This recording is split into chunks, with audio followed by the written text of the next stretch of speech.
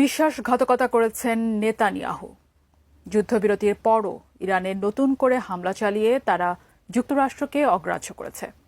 এতে চরম ক্ষোভ প্রকাশ করেছেন মার্কিন প্রেসিডেন্ট ডোনাল্ড ট্রাম্প। নেতানিয়াহুর উপর বিরক্ত হয়ে দিয়েছেন কঠোর বার্তা।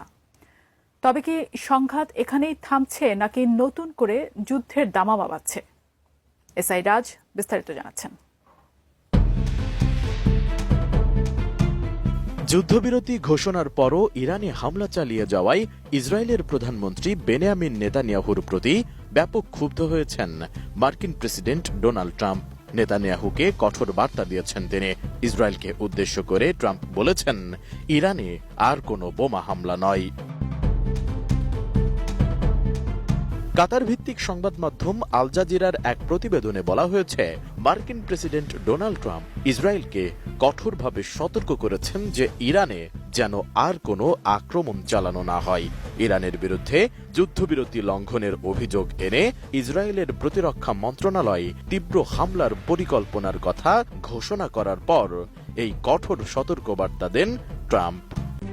RICL TMX, যুগের পর যুগ স্থাপনা থাকে মজবুত।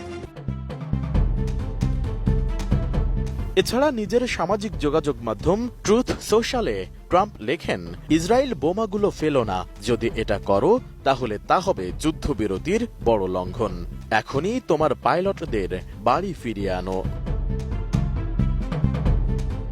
ন্যাটো শীর্ষ সম্মেলনে যাওয়ার আগে সাংবাদিকদের সঙ্গে আলাপকালে ট্রাম্প সাংবাদিকদের বলেন, তার ধারণা নির্ধারিত সময়ের পরে একটি রকেট নিক্ষেপ করা হয়েছে। ইসরায়েল এখন মাত্রা ছাড়িয়ে যাচ্ছে, এদের এখন শান্ত হওয়া উচিত।